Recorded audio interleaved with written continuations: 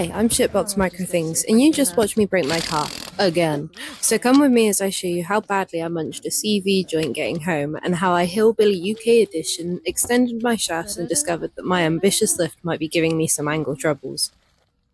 Oh no. See if you can spot the problem. Oh no. Look, how sparkly is that? That's exactly how you want the inside of your tulip to look. So I'm running my first ever camp out and off-roading trip, an hour from home and no spare shaft, so I do what I can to get it back together with my partner. Home I go, pure metal grinding all the way, short ear brakes down the odd hill, uphill for everything else. Sounds almost musical. This is what I get. Drive shaft snapped. I forgot to record the removing and cutting of the shafts, but look at this mess. So I have got two drive shafts that I've chopped in half, and I've tied them in together so that I can get, that'll be my cut probably, someone right in the middle. Made sure that at full droop I'm not falling out of here. I've got like the tip of my finger before it's going to come out. A complete resting suspension before extension. Yeah, so all I've got to do, cut that, chamfer the edges, butt them up, weld them straight, and then put a piece around the outside so that it's solid. Should be good. We'll have longer drive shafts and it'll stop falling out and doing whatever this is. So I've got them chamfered up and ready to weld. Again, recording was forgotten and I got on with it, blopping around with the hot metal glue gun till I've got something solid. Enough now. I can make it look good enough. Now you'll have seen those couple of little spots there, and obviously I don't like them, and this will have, by demonstration, the join is this little bit within there, and I'm going to put a sleeve over it all so that the forces applied when it's trying to rotate aren't trying to happen just through what I've butt joined together, because, you know, butt joints, and will actually transfer around the outside to some extra, you know, some extra material so they won't. And then I've got this bad boy. Might actually help balancing the whole mess. We'll find out. Trying to remember to document shit. It's in now. Put it all together. You can tell my CVs are not at the best angles. I mean, it's going to require like dropping the engine down a couple of mil if I ever want to change that. Shame can't get portal axles and shit like this. Fucking be minted then. It was on this test drive I felt and tried to ignore what me and my partner quickly understood was my CV joint maxing out when contacting as my suspension extended. Pretty looking car though. Drive shafts out. That's a bit I've got to reinforce. What I see so far is that there's nothing suggesting it's damaging itself. Yeah, it's all still intact. I don't see any obvious damage to this, so I shall be sleeving it up, putting it back in, and then through the wind and set back the grass, bend it round a spare drive shaft piece with the really tight one, and then that will be my sleeve once I've got it wrapped nicely round.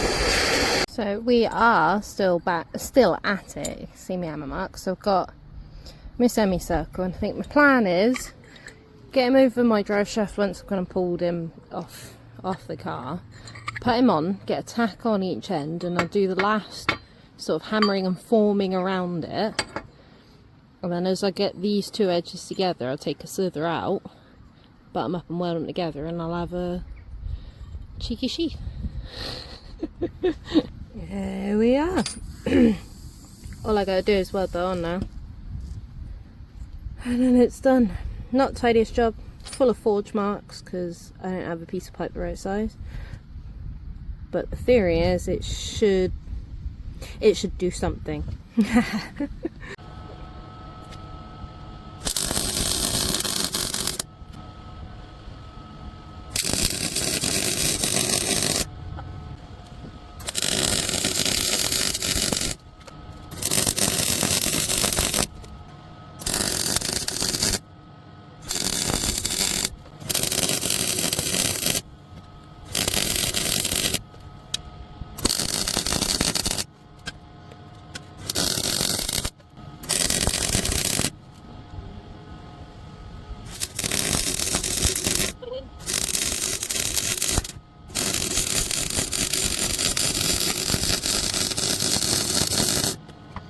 ain't perfect by any means, but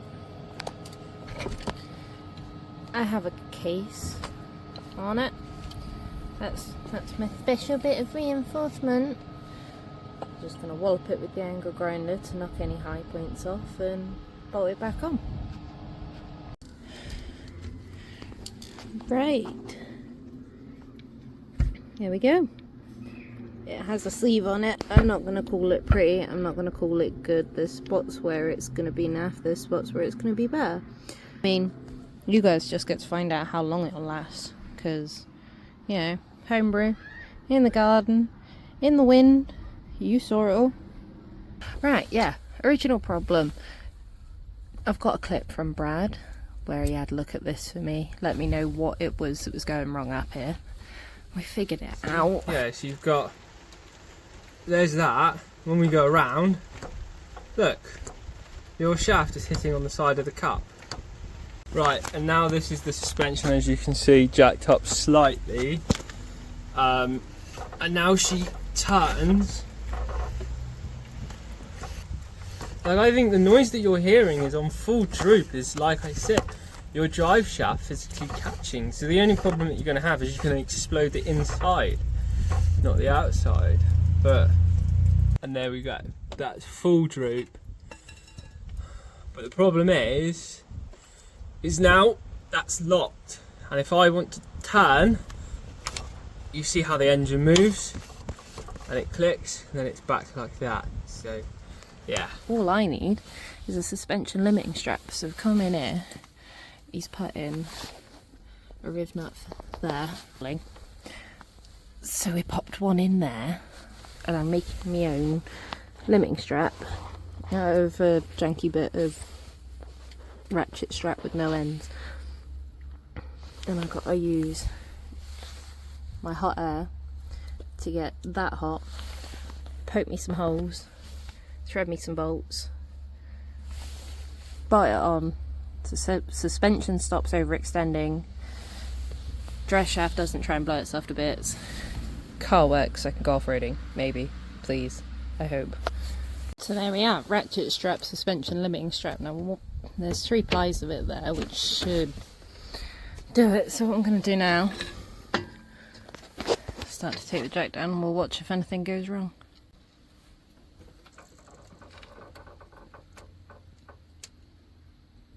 That's the sound of the strap peeking out.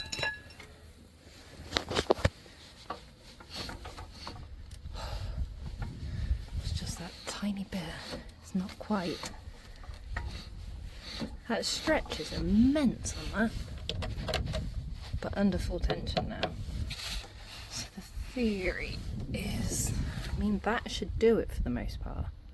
I don't know. Right, let's try this again and see sort of what happens.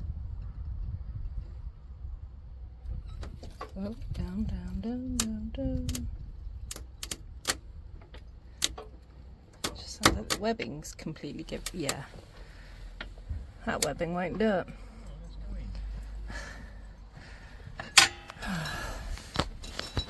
It just shredded its own hole. Yeah, locked out. Sometimes to teach a car to behave, you might have to chain them up a little bit. In today's episode of what hillbilly bullshit can shitbox Micra things get into, we're starting off the engine mounts. We're going engine chains. Hey, bugger it. We'll find out if it works. Now to make the limiting strap. I made the limiting strap, a hybrid of chain and strap. It's working to reduce the CV angle, but it won't be enough till I both lower the engine in the engine bay a little bit and lift the rear end a little bit more. I'd like to say thank you for supporting me by watching my video. Enjoy the bloopers. So the wind's probably going to be a decent bit louder than me, but we have to drop my cup of tea. Don't do that. Well, sorry for the interruption. And give this a clean, because it's just grease heaven or hell, I don't know. You don't want to stick your hand in it, you just come out completely covered. I mean, I looked at it and now I'm covered. So if I do this right, I shan't set myself on fire. Ah.